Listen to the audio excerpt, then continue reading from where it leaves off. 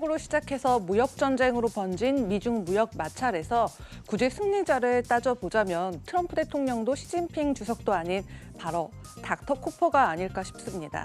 방금 언급한 닥터 코퍼는 바로 전기동을 말하는데요.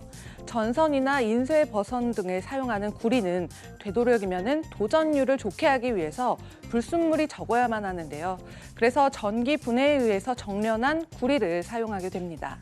바로 이때 사용하는 순도가 99.8% 이상의 구리를 전기동이라고 하고 있습니다. 바로 이 전기동은 경기를 정확하게 반영하는 것으로 잘 알려져 있는데요.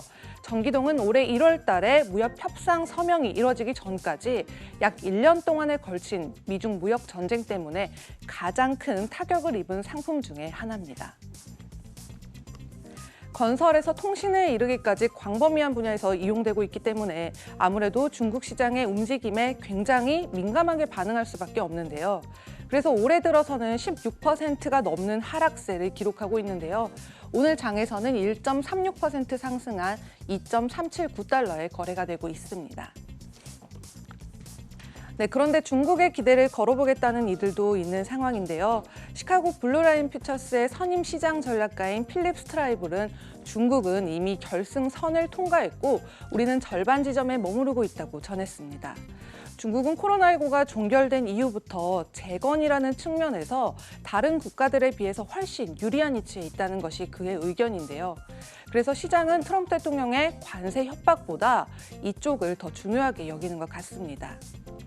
또한 그는 몇몇 국가는 다른 국가들에 비해서 빠르게 고비를 넘겼을 수가 있고 그만큼 빨리 수요가 회복될지도 모른다면서 하지만 가장 앞서가고 있는 것은 여전히 중국이기 때문에 전기동 역시 중국에 기대를 걸고 있다고 전했습니다. 또 이러한 낙관론은 전기동을 지금 가격대에 머무르지 하게 하지 않고 더욱 상승시킬 수도 있다고 얘기하고 있는데요. 물론 시장의 예상과는 달리 관세가 실제로 부과된다면 이야기가 전혀 달라질 수도 있을 것이라고 전했습니다.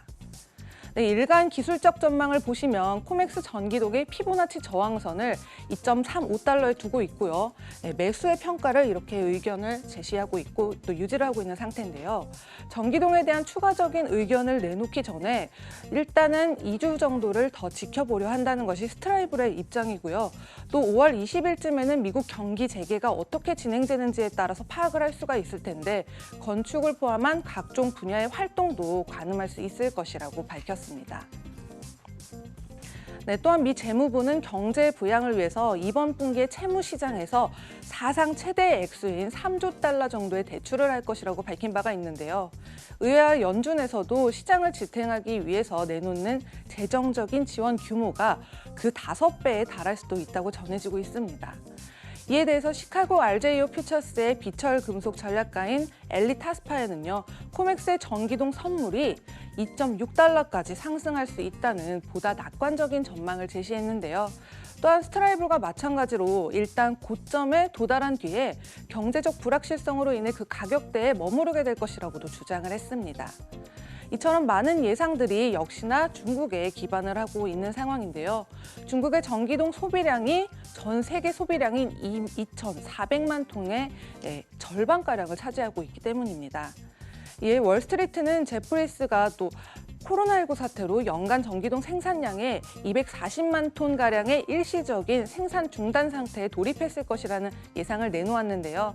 이는 전 세계 채광량의 12%에 달하는 규모를 말합니다. 또한 제프리스는 코로나19로 전기동의 수요가 줄어든 것은 사실이지만 중국의 또 인프라 프로젝트들이 추진 중이고 또 공장도 가동을 재개했고 건축 활동도 늘어나고 있기 때문에 교통 혼잡과 오염도 증가를 하고 있는 추세라고 밝혔는데요. 하지만 이에 비해서 오히려 미국의 경제 재개가 상대적으로 더 불확실한 상황이기 때문에 약 2주 뒤에 시장에 어느 정도 또 관심이 중국에서 미국으로 돌아설 때가 되면은 전기동이 방어적으로 횡보세를 보일 수 있을 가능성이 있다는 타스파의 주장이 이어지고 있습니다. 지금과 같은 상황에서 저금리 상황에서는 미국 내 소비량이 급등할 수도 있겠지만 아무래도 사회적 거리두기를 실천하면서 생산성을 높이는 것은 어려운 일일지도 모르겠습니다. 지금까지 글로벌 금융시장 심쿵 브리핑 펄스였습니다.